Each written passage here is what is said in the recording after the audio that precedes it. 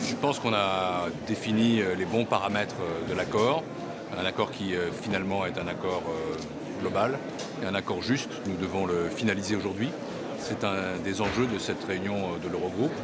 Et puis au-delà, nous voulons aussi évoquer la situation d'autres pays, l'Irlande, où nous sommes, qui a fait des efforts formidables pour retrouver les marchés, pour retrouver aussi la croissance, le Portugal. Mais au-delà de ça, il est indispensable que nous traitions un certain nombre de dossiers structurels.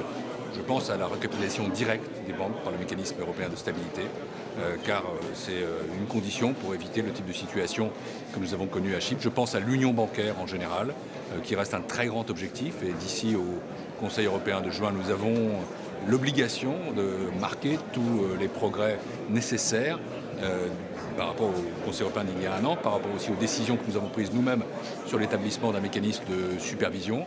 Et puis la France souhaite que deux autres débats soient posés. Je pense d'abord au débat sur l'évasion fiscale. Nous sommes engagés dans une démarche de lutte contre les paradis fiscaux, d'une cohérence plus grande vers l'échange automatique d'informations par les banques. J'ai, avec mes collègues allemands, britanniques, italiens, espagnols, envoyé une lettre à la Commission.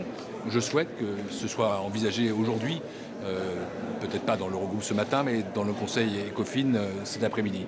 Il y a enfin la question qui doit nous préoccuper tous de l'équilibre à trouver entre la réduction des déficits, indispensable, et la France fait tous les efforts nécessaires pour ça, et de l'autre côté, la croissance, car une économie sans croissance est une économie sans légitimité.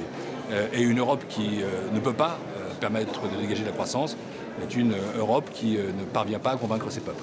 Est-ce que le Chypre aura besoin de plus d'argent? N'y a-t-il pas de risque qu'il faudra renégocier? Nous allons adopter le programme ce matin. Sur l'évasion fiscale, espérez-vous un progrès aujourd'hui? Est-ce que le Luxembourg, l'Autriche vont vous laisser avancer sur ce dossier? Je pense que des avancées décisives sont en train de se produire, à la fois sous la pression de l'opinion internationale, aussi du fait des décisions qu'ont déjà prises nos amis américains, et en fait de la position des principaux pays de l'Union européenne qui sont, je ne dirais pas une fois n'est pas coutume, tous d'accord pour avancer dans ce domaine. Nous avons écrit cette lettre au commissaire Semeta. Depuis, j'ai observé des positions plus flexibles, par exemple de la part du Luxembourg.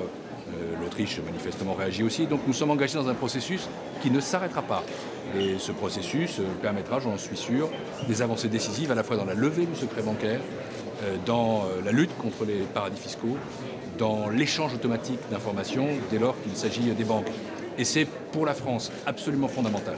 Le président de la République a pris là-dessus des positions extrêmement fermes et c'est un combat que, à la place qu'elle amène de ministre de l'économie et des Finances, je mènerai.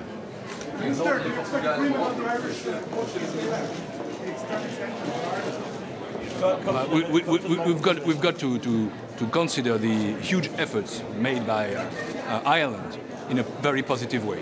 There were huge progresses. We were always on side with Ireland, and I expect that this will be today a good day for Ireland. L'Irlande et le Portugal auront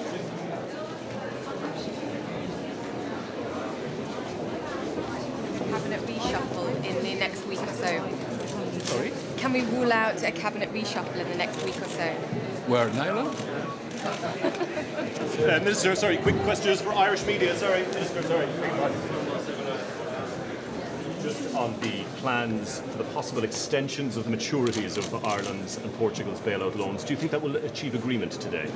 I hope we will, because, I consider that those countries who made progresses, who made efforts, and who achieved convincing results, they must find also a reward for those efforts. And obviously, Ireland and also Portugal, in a way, made those efforts and obtained those results.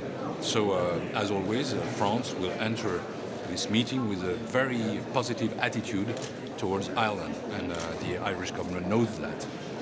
We'll discuss this morning about that in the Eurogroup, but I expect a positive step.